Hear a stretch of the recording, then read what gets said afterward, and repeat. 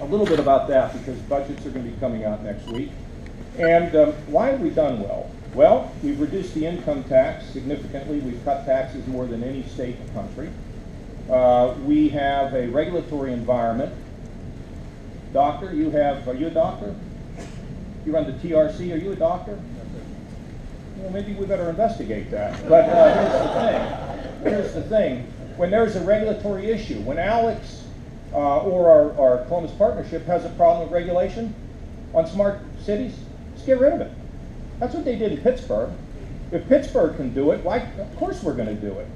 So our regulatory environment is one that is not, we're certainly not going to ignore public safety. It's critical to us. But at the same time, the speed of business matters in the 21st century. And so we are friendly there, and we are rock solid economically. We are structurally balanced, and no matter what it takes, I will not leave this office without us being structurally balanced, no matter how much people howl, yell, or scream. It's my job to make sure that we take the state into the future being rock solid. We also, fortunately, have a couple $2 billion in a rainy day fund, and that's grown from 89 cents, which is not a bad return on, or a bad growth return. Now, what is this all about? Well, first of all, as I sit here and I listen to all the things about autonomous, and I think about computerization, and I think about sensors and all that, I also think about people. We better make sure that we improve our ability to prepare our young people for the technologies of the future. How are we doing with that? Not well. This is a big issue for us. Most of the number one job occupation in America today are truck drivers. So I'm watching a UPS truck drive down my driveway. Are we going to see a UPS truck driving down my driveway in 15 years or 10 years? I'm not sure. But that driver has to have a job. That driver can't just be kicked out of the truck with nowhere to go. So our K-12 education system must be dramatically improved. And we had a meeting with 8 school districts that are innovating like you wouldn't believe. And one of the little things we've proposed in workforce is we want to put 3 business people, 3 non-voting business people on every school board in the state. So we can begin to change the curriculum of our schools. And as my daughter's principal always says to me, John, don't let education get in the way of learning. If I can take some kids that are excited about automobiles, some men and women, young men and women, put them over here.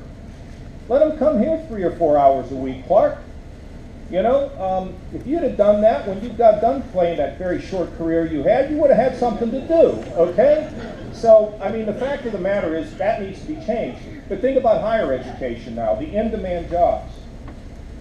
Remember Wayne Gretzky was the world's greatest hockey player. Why? He didn't go to where the puck was. He went to where he thought the puck was going to be. So you need to always anticipate the future. And I think sometimes Ohio got tired. Maybe everybody gets tired. To me, change is exhilarating. It brings about so much, it makes you younger. It makes you more energetic. So with this business, we're going to have these smart roads, okay? And they can test all this stuff. I mean, they can, and this village out here, you know, what was that movie called we always chuckle about? Where the guy's locked in the Potomac Village. What was the name of that movie? Come on. I was talking about it in the other room. The what-you-call-it show. The Truman Show. Okay, this is going to be like the Truman Show out at the Transportation Research Center. See, they can just enact everything. And if anything that these advanced people who think about transportation in the future want, they want real world and real life testing. We can give it to them. We are the best testing facility in America. I want to be the best in the world. And this is a huge investment out there. You all should go. We invested in the track years ago because we want the track out there where they go up to enormous speeds. We had to go out and pave it. It was falling apart. But now people's eyes are focused on the TRC because of Jobs Ohio, because of Jerry Ray, and now because of Ohio State. And by the way, this is a great thing. This is on-hands training for these students. This is like as good as it can get in education, in my view. So we're going to continue to drive this. I would encourage you to go to the Transportation Research Center because it is the future. Secondly, Jerry mentioned drones. Now, over in London, apparently, Amazon is now beginning to deliver packages to people's homes. We believe that we will probably have the first out-of-sight use of a drone. That's like really important. That's so we can fly it somewhere where you can't see it. What's the potential?